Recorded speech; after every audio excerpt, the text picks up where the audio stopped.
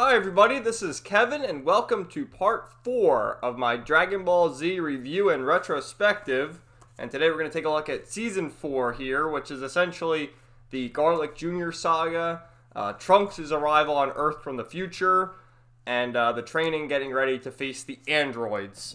And once again, I just want to share with you, when you get, with the androids and artificial humans and Cell Saga, you get all 3 of the Funimation Blu-rays, and it makes a image here, sort of like calling back to the old days of the VHSs when you put all the spines together. But this year's Season 4 collects episodes 108 to 139, and the Garlic Jr. saga gets a lot of unnecessary hate, in my opinion. I think it's great, honestly. There's a lot of funny moments in it. You get a chance for Gohan to shine. Of course, Garlic Jr. is the villain from Dead Zone, the first movie, which was great. I mean, Gohan got his chance to shine in that movie himself. So the first few episodes, 108 to 117, is the Garlic Jr. saga. And you also get to see Kami and Mr. Popo play more of an important role, and of course, Krillin. And you also get the introduction to, I guess she's an anime-only character, but Maron, who, it's kind of funny when Krillin eventually gets married and has a kid with Android 18. He has a daughter named Maron, right? So it's kind of funny how he got that. But Maron, let me just show you real quick. There's this funny as hell scene with her and Master Roshi from the anime. You gotta check this out. Him being the ultimate perv. Look at him. He's looking at his Playboys. But Maron comes in. Look at her outfit. First of all, she's wearing the One Piece revival, and she's like a complete ditz. Here I come. And going out with Krillin. Look at Master Roshi. Oh yeah! Come to Papa, baby! Oh, Roshi's got something to show you. Oh, I love Master Roshi. Look at her. What's the deal? You're not getting... How the hell was this on Cartoon Network back in the day? Unbelievable. But anyway, so that's one of my great memories. So the Garlic Jr. saga originally aired when Toonami had like the Saturday morning block. They just aired it all in the span of a week, I think. What was it? 10 episodes or so? 9 episodes. And they aired it all and got it out of the way because it was just anime filler. And a lot of people don't like it because, everyone loves Goku and Vegeta and all them. And, of course, Gohan's still a kid and I guess weak. But Garlic Jr. comes back. He's got the Mayoko star or whatever, giving him all this power. And he sends his minions there. And they infect, Yamcha's there. Infects Bulma. And Tien and Chaozu aren't there, though, I don't think. Chi-Chi infects Chi-Chi. And they all turn evil. And essentially, he says after the stars here, X amount of days, they're all going to become evil forever, and there's nothing they can do. And even infects Piccolo, which, when I saw that scene, it was kind of weird, because towards the end of the arc, Piccolo is like, I was fooling them so I could get close and betray Garlic Jr., even though he clearly gets bit. And, who knows. But, anyway. So, Kami and Mr. Popo are on the lookout, and Garlic Jr. goes there and, seizes control of the lookout, pretty much destroys the lookout. This is before Majin Buu destroys the lookout, but Kami and Mr. Popo are on this quest to find the old guardians of Earth, and they're not listening to Kami, and Kami's like, please, we must save everybody. And then it's eventually just Gohan and Krillin fighting the Spice Brothers. It's Ginger and Mustard and Ketchup. They all have these crazy names, and fighting them all, and eventually, they defeat him, and Piccolo, plays his, I was working on the inside from the whole time, which, I don't know, I find that a little hard to believe, but they're able to overpower Garlic Jr. and send him back into the Dead Zone, and everything's well and good again. So that ends.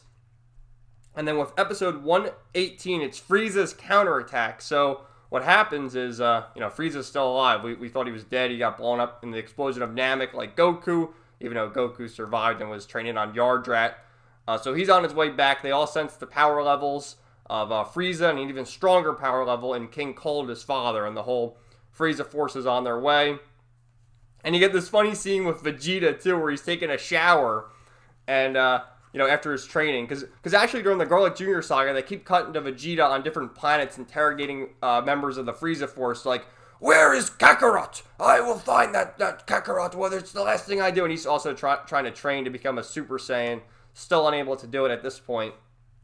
But, so Vegeta's back. He lands in the space pod. It's kind of funny because Bulma's mother is like, oh, Vegeta's back. Oh, yeah. He's so dreamy. So he's there taking a shower. And when he's done, he's like yelling to Bulma, woman, hand me a drying cloth right now. And she's like, no, say please. And she ends up giving him this pink shirt. And he's like, what kind of garments is this? I looks like some kind of floral arrangement. It's funny as hell. But they all sense the power levels. Everybody.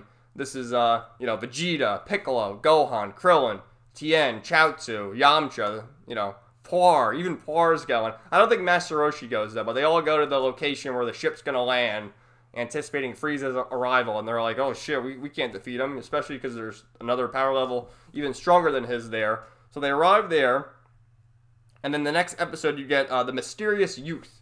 That's when Trunks arrives, and he's all like, I can't let you seize control here, you're done, and they're all, you can't win.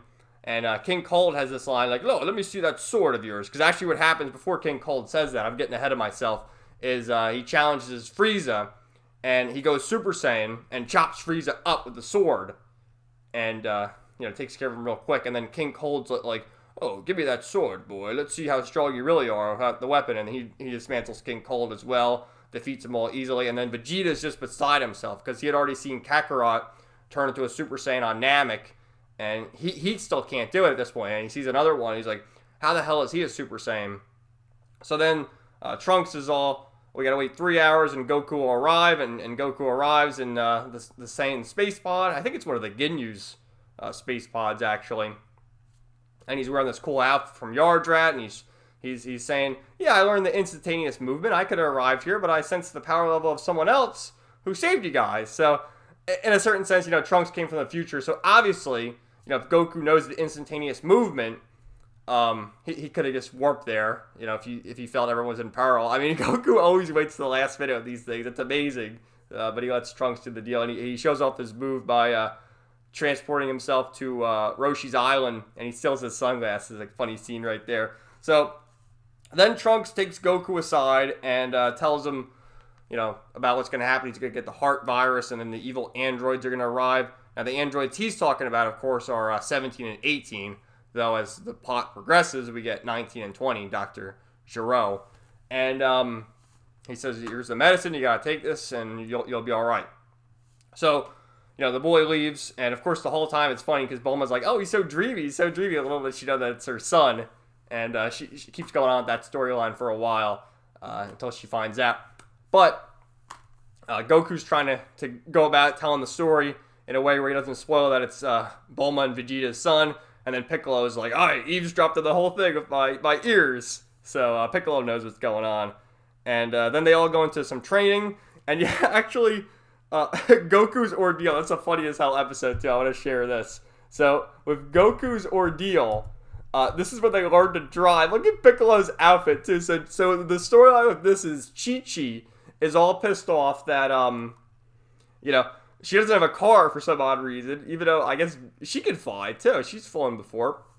And Goku can fly. And she's like, you need to get a driver's license so you can go grocery shopping for me. So they have this. I don't know why you have to be the only man in this town who doesn't have a driver's license or a car. You can't drive, can you? Yeah, he's training. Like they've been training. She's got no shirt on either. Their training outfits. And Chi-Chi's yelling at him to learn how to get a license to drive. Why doesn't she get a license to drive? And look at Piccolo. He's like, I can't drive. I fly too.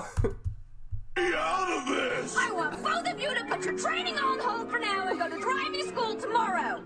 I think it's about time the two of you learn something useful for a change. Say what? Aw, Chi-Chi, do we have to? Listen, all I'm asking you two to do is get your driver's license. It's not like I'm asking you to save the world. And if That you moment don't, when driving... Oh, you'll have to that cook didn't your work. own meals The moment when driving is harder than saving the world for these people. from now on. Understand? Let's fast forward, because I want to see... You gotta see Piccolo's outfit. Look at his outfit, too. Look at Piccolo's outfit! Your closet. Oh, sorry about that. But anyway, Chi-Chi means well. Listen. Yeah, look at this guy. Hey, mister, are you, all right? I'll be fine. There.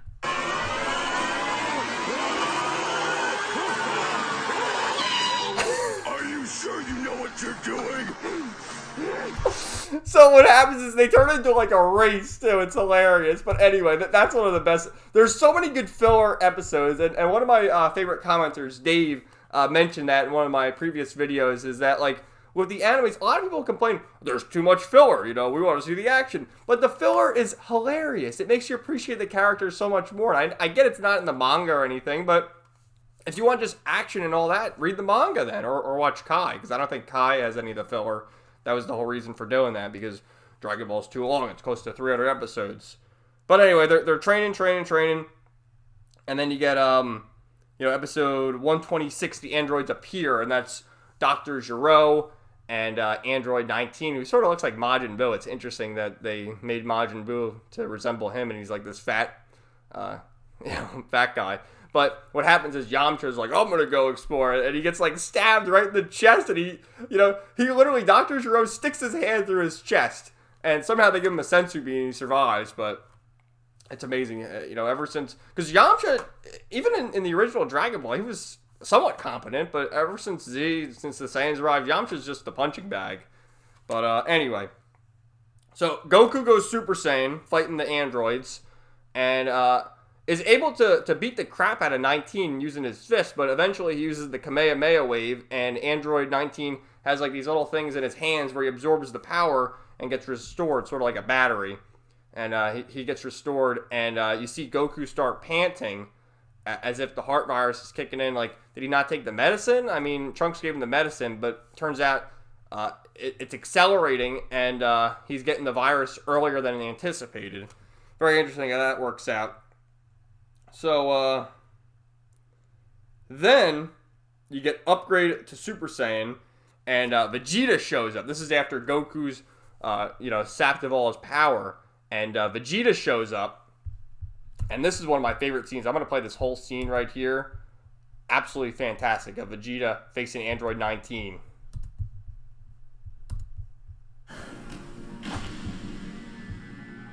I will finish Vegeta now, yes.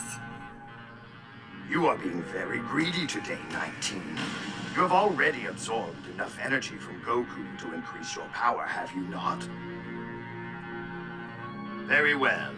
You finish Vegeta, but the rest are mine. Do you understand?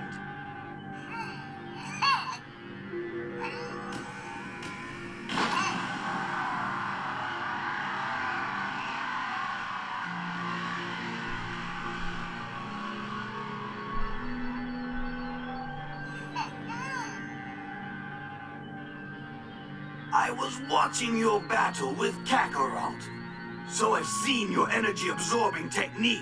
Oh well, if I can't blast you away, I'll have to pound you into a pulp, that's all. You know some of my moves, but I know all of your moves, Vegeta. Oh yes, Dr. Gero studied you very thoroughly. Oh, is that a fact? Then why were you so surprised when Kakarot turned into a Super Saiyan? I'll tell you why. Because your database doesn't cover the battles we had in space. Your bonehead creator picked a fine chapter to omit from your memory banks. Oh? That's right, my friend. Let me ask you, does a machine like yourself ever experience fear?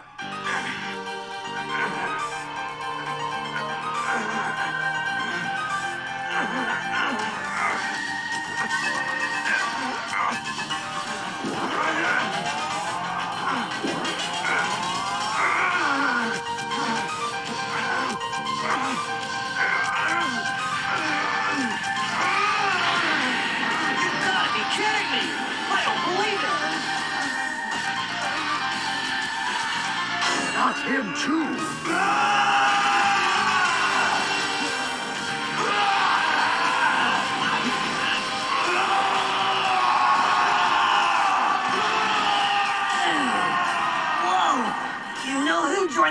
Super Saiyan Club. He is on our side, isn't he? Anyway, you get the point. That was a stupid double line there. You know, join the Super Saiyan Club. But my favorite part of that whole scene is Vegeta. Does a machine like yourself ever experience fear? And that's the first time you actually hear the piano of his theme. You used to just, his theme's like Hell's Bells or whatever, the Faulkner score, and with the gongs and whatnot. But that was the first time you heard the piano, and a fucking awesome theme. That and Gohan's anger are my favorite themes. So essentially, he kills Android 19. He cuts his head off and he's done. And then Dr. Gero, you saw his face. He's like, oh, we gotta get the hell out of here. And he goes to a secret lab where he releases 17 and 18. And he didn't want to release them at this point because I guess he couldn't control them, and they're sort of snarky. The storyline with them is that they're like, you know, teenagers who were turned into androids, so that's why they're sort of like against everybody. But unlike Trunks' timeline, these androids, you know, they want to destroy Goku because they were programmed for that, but they you know, they're not really as malicious as they are in the Trunks timeline. So what happens is they get let loose in Dr. Gero's lair. And then they see there's another android, Android 16, with the green and the orange hair there. Who I always liked Android 16. It's a shame they never brought him back because, well, 18, of course, comes back as Krillin's wife. And 16 has his cameo in the Majin Buu saga where he gives energy. And then he comes back in Super, obviously. But you never see 16 again, which is a shame. Maybe you'll see him in Super at some point. That'd be pretty cool. But, you know, they get let loose and they all get destroyed. Like the Z Fighters, you know, Tien, Gohan, Krillin, and Piccolo get dismantled. And then Vegeta, because he's Super Saiyan, thinks he can take him on. And he gets destroyed by 18. 18 breaks his arm. And then he takes a Sensu Bean to heal himself. But they're completely decimated. And it ends up with, you know, this season ends up with the androids on their quest to find Goku. And they relocated Goku to Master Roshi's place, you know, because the androids, of course, will look for Goku in his own home first. But, you know, the second place to look will be Kame House. So, interesting how that works out. And instead of flying, the androids go on a road trip. They go and steal this guy's car, and, you know, they go on a road trip, which is kind of funny. And then 18 wants to get a new clothes, which they do. And then 16 is just sitting there like, I love the wildlife. I love the birds. I love the birds. And overall, very good. But this is where season 4 ends. And, of course, Trunks comes back because he's like, oh, we made a terrible mistake. And he's back there. And he keeps looking after Vegeta. And Vegeta keeps making comments like, why are you staring at me, boy? What do you want? And, of course, Vegeta doesn't know it's his son yet. And then you also see Bulma arise of Yajirobe because Yajirobe's like, I got the Sensu Beans, but I'm not going to be in battle. And he brings him Sensu Beans with Bulma. And Bulma has little baby Trunks. And that's a fun scene as well. But that's about all for this. In the next part, we'll be taking a look at Season 5, which continues the Artificial Human Saga and the introduction to Cell. So thanks for watching, everybody. Let me know your thoughts in the comments down below. And stay tuned for Part 5.